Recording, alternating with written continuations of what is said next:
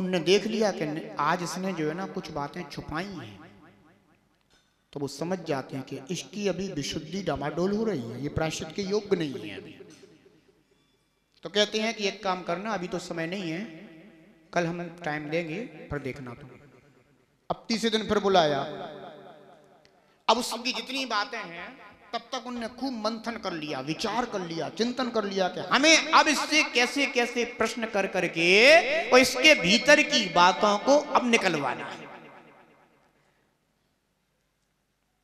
मुनराज छोटे मोटे वकील नहीं होते, बहुत बड़े वकील होते हैं। और जब वे शिष्यों से आलोचना करवाते हैं ना, तो उनके तर्क भी ऐसे ऐसे होते हैं कि वे भले ही जो है ना धाराएं जाने या ना जाने, लेकिन जिन धर्म की आचार संहिता को बहुत अच्छे से जानते हैं। फिर वो अपने तर्क दे दे करके अंदर से निकलवाने का प्रयास करते हैं कि तूने ऐसा कहा, तो अब उसके इर्द गिर्द कितने प्रकार के क्वेश्चन हो सकते हैं, सारे के सारे रखते जाते हैं, निकलवाते जाते हैं। आने दो। यानी जो आज्ञाशील शिष्य है उससे भी प्रायश्चित देने में जब इतनी विधि अपनाई जाती है, तो जो आज्ञा से विरुद्ध है, आज्ञा से विपरीत है, आज्ञा में ही नहीं है, बंदों से सच्चा गुरु प्रायश्चित दे नहीं सकता।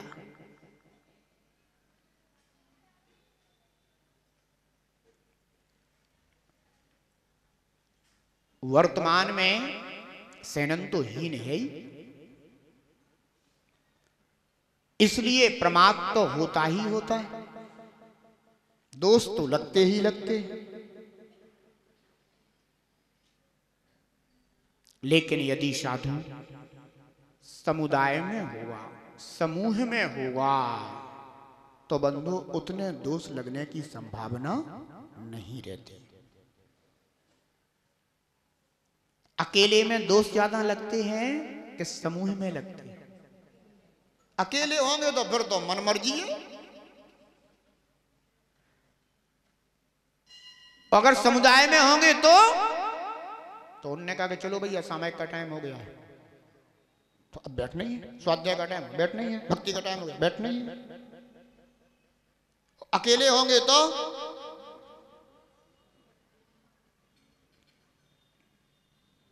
ध्यान रखना बंधु। मैं एक बार मिला एक अकेले साधु से चांदखेड़ी में, 9 वर्ष के शुभ अवसर पर। तो जैसे हमारा प्रवेश हुआ तो वो आहार को निकल गए,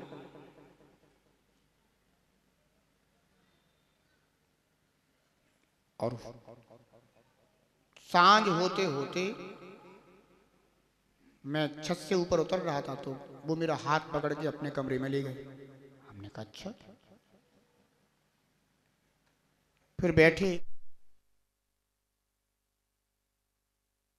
करते करते करते करते तो मैंने कहा कि अब मैं तो चल रहा हूं, क्योंकि मैंने कहा कि अब तो मेरा प्रतिक्रमण का टाइम हो गया है। तो बोले अरे क्या प्रतिक्रमण करते हो? जब प्रतिक्रमण करते करते तो जो है ना युग बीत गए, अर्षे बीत गए, भाव प्रतिक्रमण कर लेता हूं मैं। तो मैंने कहा आपको जो दिखाए सो करो, हम तो अपना दृढ़ प्रतिक्रमण पूर्वक भाव प्रतिक्रमण करेंगे। कहने का तात्पर्य है कि जब अकेला साधु होता है तो फिर बंधुओं चर्या कैसी हो जाती है? मन मर्जी के अनुसार हो जाती है। और जब समुदाय में होते हैं तो उन्होंने कहा कि अब क्रिया का समय हो गया है, अब इसका क्रिया का समय हो गया, अब इसके सबको साथ में बैठना, एक दूसरे का भी फिर भी हो। ये क्या कहेंगे, क्या सोचेंगे हमारे विषय में? ध्यान रखना।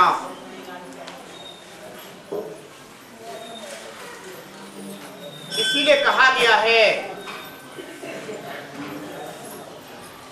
कि निर्ग्रंथ मुनिराज इस पंचम काल में आए में रहें, गुरु की छत्र छाया में रहें, अवश्य ही निर्दोष क्रिया का पालन करेंगे। कदाचित दोष हो जाता है तो तत्काल उसका समाधान भी हो जाता है।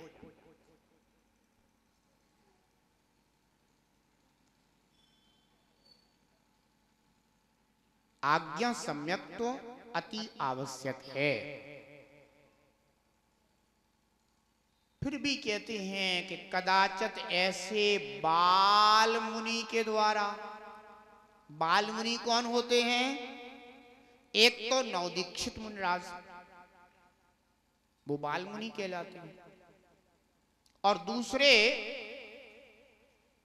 जो स्वाध्याय आदि से रहित हो, कदाचित उनके द्वारा धर्म के मार्ग में दोष पैदा किए जाएं और लोक में निंदा होने की नौबत आ जाए, तो बंधुओं धर्मात्मा जन उसको भी ढकने का प्रयास करते हैं, क्योंकि वे तो ठहरे बाल मुनि, उन्हें कोई चिंता नहीं है। वे कहते होती सो हो जाए, हमारा क्या जाता है। लेकिन बंधुओं चिंता उन्हें होती है जो वास्तव में धर्म की महिमा को जानते हैं।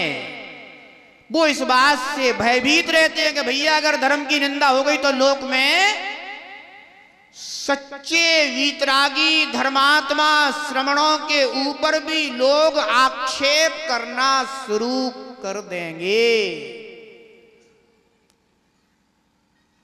वो ये थोड़ी ना देखेंगे कि ये कौन है, वो कौन से संघ के हैं, वे नहीं जानते। सामान्य तो इतना जानते हैं कि ये जैन मुनि है,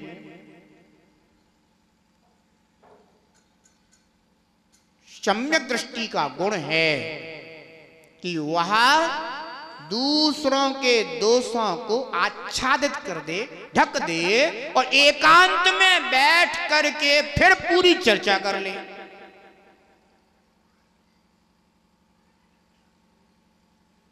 कमरे के अंदर बैठो और पूरी चर्चा करो, लेकिन चार लोगों के बीच में अगर तुमने ऐसा व्यवहार कर दिया तो बंधु धर्म की निंदा हो जाएगी। सम्यक दृष्टि जीव दूसरों के दोषों को व्याख्यायित नहीं करते, विज्ञापित नहीं करते, अपितु गुण और दोषों का विवेचन करते हैं। सबके लिए गुण और दोष बताते हैं कि देखो ये गुण है और ये दोष है, हमें गुणों का अनुसरण करना चाहिए और दोषों का निराकरण करना चाहिए। क्यों? क्योंकि बिन जाने ते दोष गुणन को कैसे तजिए गहिए। अगर हम दोषों को और गुणों को नहीं जानेंगे तो दोषों को तज नहीं सकते और गुणों को ग्रहण कर नहीं सकते। लेकिन अगर किसी धर्मात्मा के द्वारा कोई ऐसी निंदा हो जाए तो बंधु उसको फिर ढकने का प्रयास करते हैं, उसका कभी नाम भी आगे आने नहीं देते।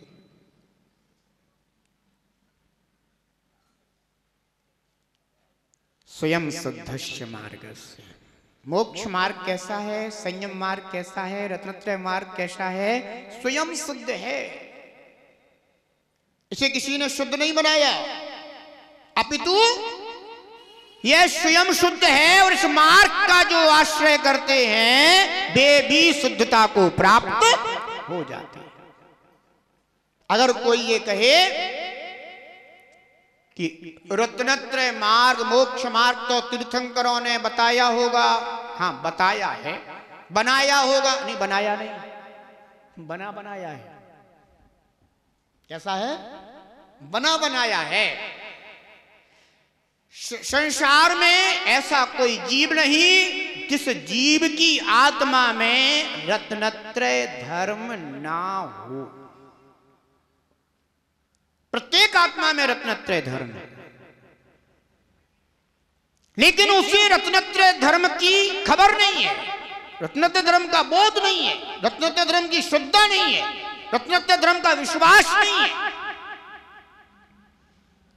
तो धर्मात्मा जन, तीर्थंकर भगवंत, केवली जन, मुनिजन, जीव सबको रत्नत्रय धर्म का परिचय कराते हैं, बोध कराते हैं, ज्ञान कराते हैं।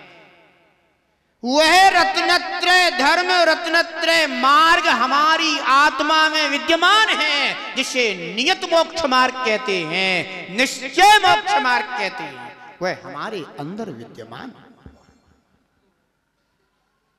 बस जानने की आवश्यकता है, श्रद्धान करने की आवश्यकता है, और उस अपने सहज शुद्ध ज्ञान दर्शन स्वभावी आत्मा में स्थिरता की आवश्यकता है। सब कुछ हमारी आत्मा में ही है। कहीं बाहर नहीं जाना रत्नत्रय धर्म खोजने के लिए। मुनिराज से मान लीजिए किसी शिष्य ने गुरु से दीक्षा ली है, तो गुरु ने उसे रत्नत्रय धर्म दिया है, ये तो व्यवहार है, दिया नहीं है, उसने अपना रत्नत्रय धर्म प्रकट किया है। लेकिन बंधु,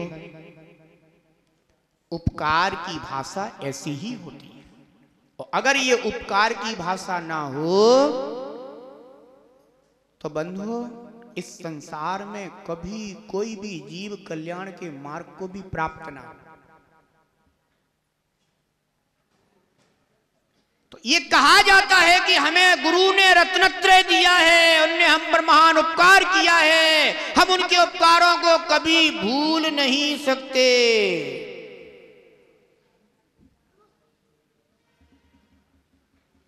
उपकार जो हम पर किए गुरुवर भुला ना पाएंगे।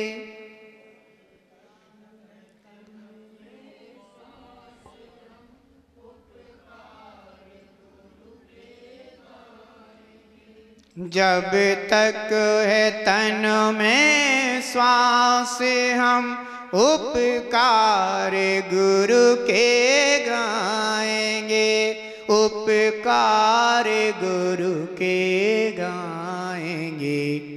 हम शिष्य हैं गुरु के ऋणी, ऋण मुक्ति का वर दीजिए। गुरुदेव मेरे आप वश इतनी कृपा कर दीजिए। गुरुदेव मेरे आप बस इतनी कृपा कर दीजिए। कल्याण अपना कर सकूं, वरदान इतना दीजिए।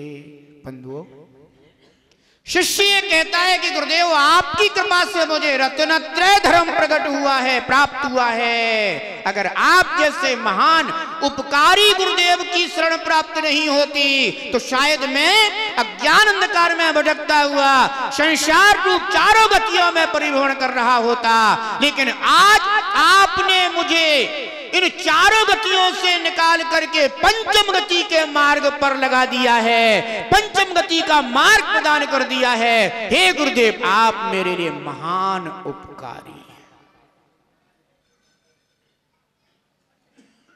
ध्यान रखना, रत्नत्रय धर्म बाहर से नहीं मिलता, रत्नत्रय धर्म तो हमारी आत्मा में सहज विद्यमान है। मेरी आत्मा रत्नत्रय स्वरूप है।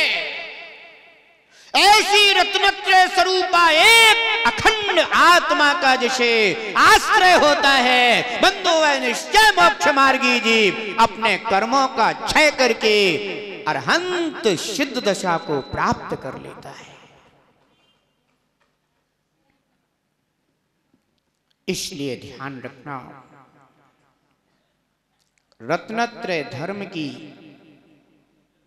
सबसे पहले श्रद्धा आनी चाहिए, यानी सबसे पहले सम्यक्त्व प्राप्त होना चाहिए।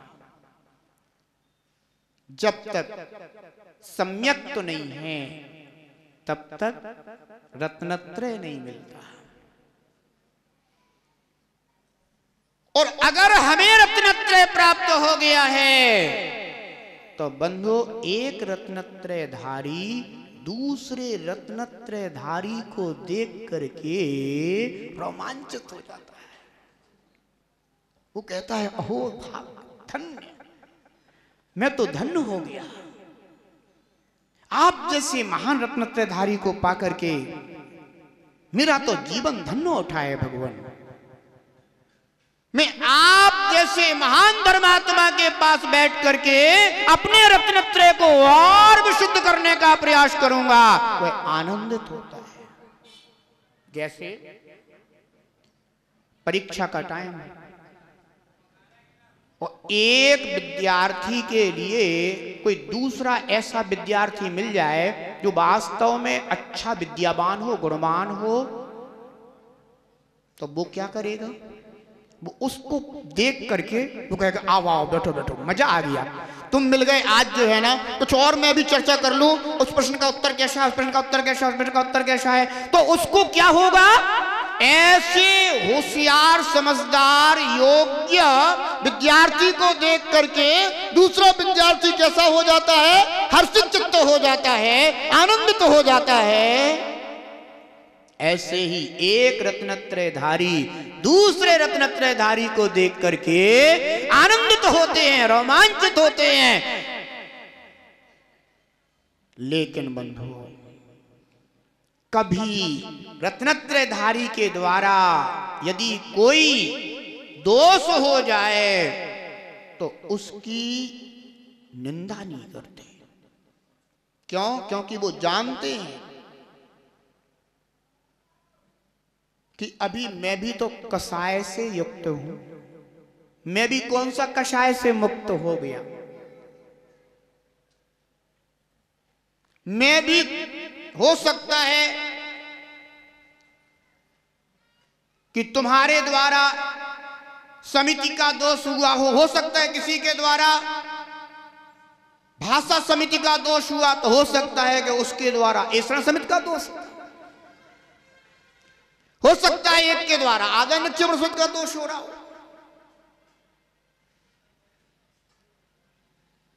हो सकता है किसी द्वारा ईर्ष्या समिति का दोष हो रहा हो।